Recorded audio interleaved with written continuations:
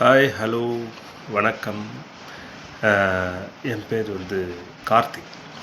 ம் வெளிய எனக்கும் இந்த ஃபேஸ்புக்கில, அந்த இன்ஸ்டால, யூடியூப்லலாம் எனக்கும் ஆடியன்ஸ் இருக்காங்க.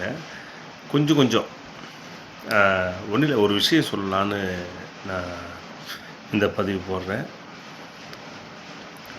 ரொம்ப பேர்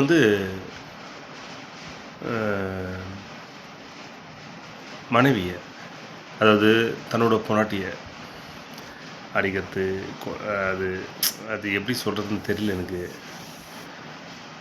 ஆனால் இப்போது ஒன்றும் இல்லை, எனக்கும் என் ஒய்ஃபு எல்லாமே நல்லா ஸ்மூத்தாக தான் போயிட்டுருக்கு, எதுவும் குறை இல்லை. ஆனால் இப்போ அவள் இல்லை, அந்த ஒரு இதுக்காக சொல்கிறேன். அவங்க அவங்க அம்மா வீட்டுக்காக சும்மா சம்மருக்காக போயிருக்காங்க. ஒரு 4 நாள் 5 நாள் தான், ரொம்ப நாளில் இல்லை. இந்த 4 நாள் 5 நாள்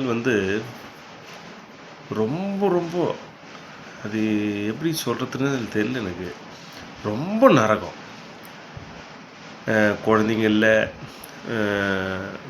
கட்டின ஒய்ஃப் இல்லை, மனைவி இல்லை, நான் மட்டும்தான் இருக்கேன். இப்போது இவ்வளோ பெரிய வீடு, நான் மட்டும்தான் பெட்ரூமில் இருக்கேன். அதை நினைக்கும்போது சத்தியமாக என்னால் முடியல. அது எப்படி சொல்கிறதுன்னு தெரியல எனக்கு.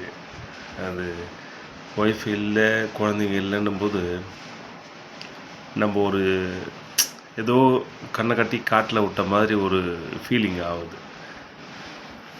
அது எப்படி அது நம்ம சொல்கிறதுன்னு எனக்கு தெரியல. இந்த நம்ம நம்ம எனக்கு தெரிஞ்சு ரொம்ப பேர் ஒய்ஃப் கூட சண்டை, சில தப்பான விஷயம்லாம் அப்படிலாம் போயிட்டுருக்கு. நான் என்னன்னா, என்னுடைய அனுபவத்தில் சொல்கிறேன். எனக்கு கல்யாணம் ஆகி 17 வருஷம் ஆகுது. இப்போ வரைக்கும் என் ஒய்ஃபை விட்டுட்டு என்னால் கண்டிப்பாக இருக்கவும் முடியல.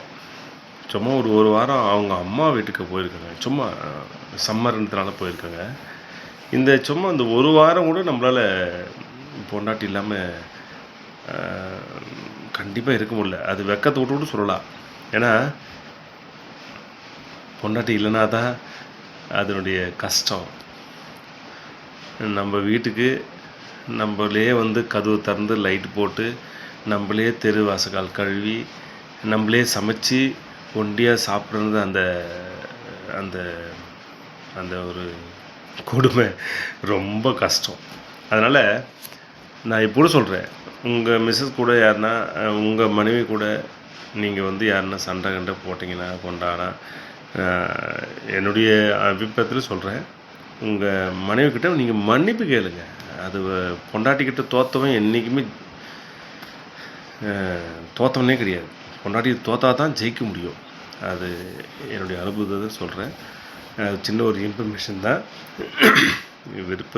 உங்களுடைய இது தான்.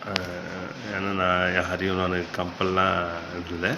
என்னுடைய அனுபவத்தை உங்கள்கிட்ட நான் ஷேர் பண்ணிக்கிறேன். மற்றபடி வேறு எதுவும் இல்லை. நன்றி, வணக்கம்.